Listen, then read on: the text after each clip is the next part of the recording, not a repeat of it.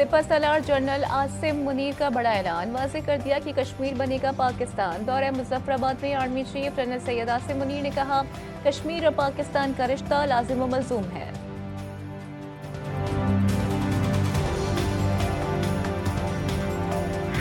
5 فروری محض کوئی ایک دن نہیں ہے، بلکہ یہ ہمارے اس پختہ عزم کی تجدید اور یقین دہانی کا دن ہے، کیونکہ نعرہ ہی نہیں ایمان ہے یہ آزادی کے متوالوں کا، کشمیر کا ذرہ ذرہ ہے کشمیر کے رہنے والوں کا۔ یوم یکجہتی کشمیر پر وزیر اعظم شہباز شریف کا اہم اعلان، کہا کہ بھارت مسئلہ کشمیر پر بامانی اور نتیجہ خیز مذاکرات کرے۔ بھارت اور خطے کے بہترین مفاد میں ہے کہ وہ 5 اگست 2019 کی سوچ سے باہر نکلے۔ آزاد کشمیر قانون ساز اسمبلی سے خطاب میں کہا، 5 فروری محض ایک دن نہیں، ہمارے پختہ عزم کی تجدید اور یقین دہانی کا دن ہے۔ کشمیریوں کی قربانیاں رائے گاہ نہیں جائیں گی۔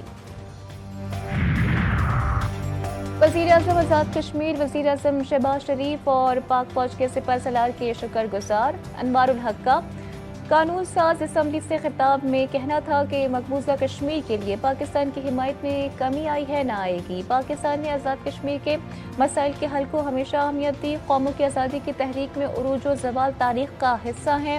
کشمیری عوام کو کسی صورت تنہا نہیں چھوڑیں گے۔ آج دنیا جانتی ہے پاکستان اور ہندوستان 2 ایٹمی قوتیں ہیں۔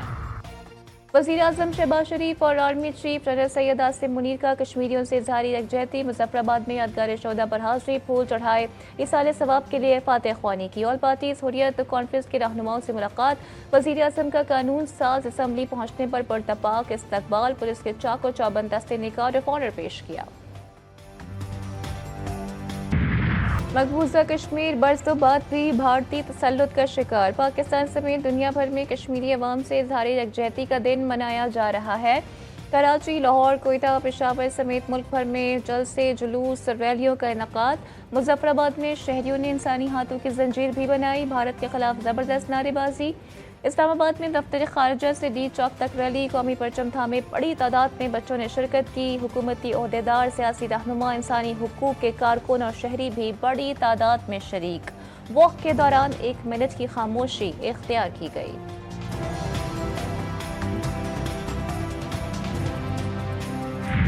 سیاسی جماعتیں کشمیریوں کے سنگ، صدر زرداری کا کہنا تھا کہ مقبوضہ وادی میں انسانی حقوق کی صورتحال سنگین، بھارت جبر سے کشمیریوں کو خاموش نہیں کرا سکتا۔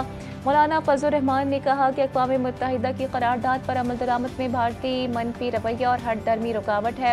یوسف رضا گیلانی، مریم نواز، میر سرفراز بگٹی، مراد علی شاہ کے بھی اظہار یکجہتی کے پیغامات۔ وفاقی وزراء بھی بھارتی جارحیت پر برہم، خواجہ آصف عطا تارڑ، رانا ثناء اللہ، احسن اقبال کی کشمیریوں پر مظالم کی بھرپور مذمت۔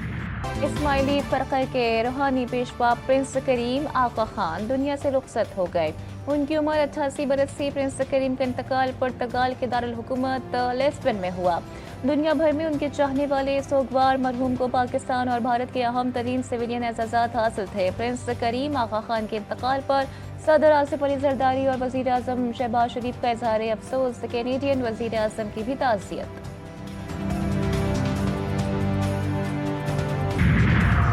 نواز شریف سے ارکان پنجاب اسمبلی کی ملاقات، صوبے میں ترقیاتی عمل اور عوامی خدمات کے منصوبوں پر غور۔ نون لیگ کی صدر کا کہنا تھا کہ مہنگائی کی رفتار میں کمی آنا معاشی بہتری کا اشارہ ہے۔ ملاقات میں وزیر اعلیٰ پنجاب مریم نواز بھی موجود تھیں۔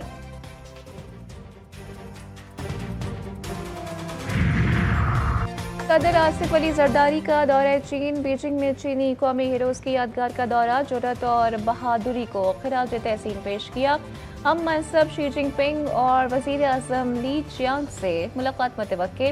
پاک چین اقتصادی راہداری، علاقائی روابط کے لیے 2 طرفہ امور پر گفتگو ہوگی۔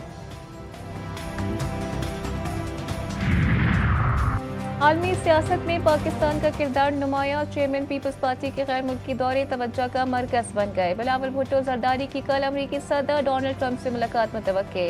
پی پی چیئرمین ٹرمپ کے روایتی ناشتے کی تقریب میں شرکت کریں گے۔ ڈونلڈ ٹرمپ کے عجیب و غریب بیانات جاری، اب غزہ پر قبضے کے خواب دیکھنے لگے۔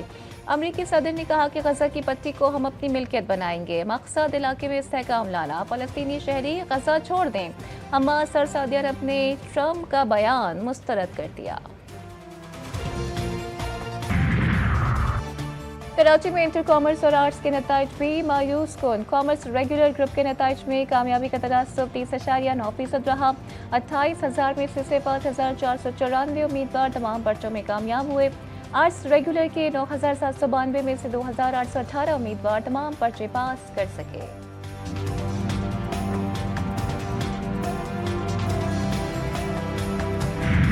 کل سے پارا چنار کے لیے اشیاء خورنوش کے مزید قافلے آج روانہ ہونے کا امکان ہے۔ ضلع انتظامیہ کے مطابق پاک افغان سرحد کے قریب دیہات میں مزید 2 بنکرز تباہ کر دیے گئے۔ کورم میں بنکرز کی تعداد 250 سے زیادہ ہے، جہاں اب تک 30 سے زائد بنکرز گرائے جا چکے ہیں۔ اور ملک بھر میں موسم کی کروٹیں، کہیں سخت سردی تو کہیں گرمی کا راج۔ بیشتر علاقوں میں خشک سردی کے ڈیرے، بالائی KP کے گلگت بالتستان اور کشمیر میں تیز ہواؤں کے ساتھ بارش متوقع۔ پہاڑوں پر برف باری کا امکان۔ اسلام آباد اور گرد و نواح میں بھی آج برسات ہو سکتی ہے۔ بالائی علاقوں میں خون جما دینے والی ٹھنڈ کی لہر جاری۔ سب سے زیادہ سردی اسکردو میں پڑی۔